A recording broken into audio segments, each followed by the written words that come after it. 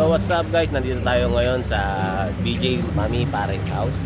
So this is the edition of fact or fake.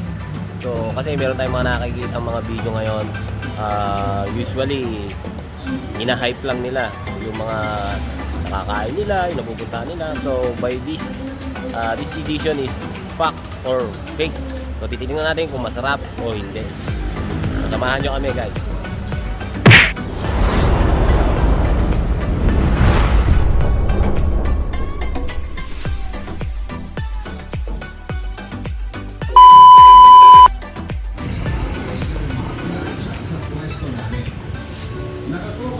Sa labas para magayan ng mga customer at ipaalam ang bagong labas. Magandang sounds, Papa Lulu. Ng aming upang yan. Ito yung ano nila. Una ay hindi ko siya pinansin. Right.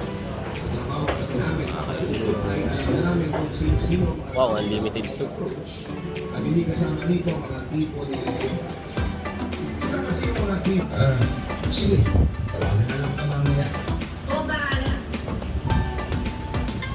Pagulot isang buwan lang ang tinagal ng relasyon namin ni Leo. Siya na mismo ang nakipag-iwalay sa akin na palaman niya ang dati kong itsura. Actually, ang hindi siya nakipag-iwalay. Nawala na lamang siyang bigla na parang bula. Hindi na siya nag-reply sa mga text messages ko at hindi na rin niya sinasagot ang mga tawag ko. Para siya multo. Bigla na lang nagkat. Nakakalungkot lang dahil totoo ko siyang minahal. Ang hindi ko alam ay ang pisikal na anyo ko lang pala ang habol niya. Kung kailan hindi nang nabubuo ang self-confidence ko ay saka naman ito binasag ni Leo. Isang panibagong insecurity tuloy ang nabuo simula nang iwanan niya ako at Keto. Ay ang pagiging banin ko na baka malaman ng mga tao sa paligid ko na retokada lamang ako. Inusod ko na lamang ang buong oras ko sa pagtatrabaho. Pagkito nakahilig ko na medyo nakatagaan paano ko nakapag-build ko ang mula kay Leo dahil ito ang pagiging na nabibigay ko sa kanya. Siguro ay marunong lang talaga ako. Nawagan na rin lang ako nakatanggap ng atensyon mula sa mga kalabuhay dahil sa paano kong itsura. Kaya naman, ang hindi ko makita ng kids sa unang lalaki na pag-iho. Ang puso ay papakulang sa pinakamasayang parte ng aking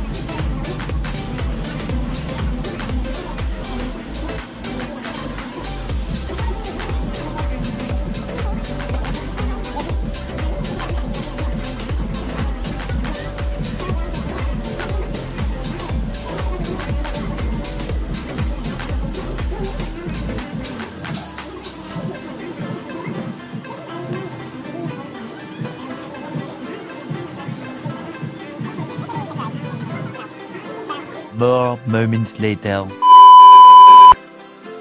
So yun na nga guys, so natikman natin.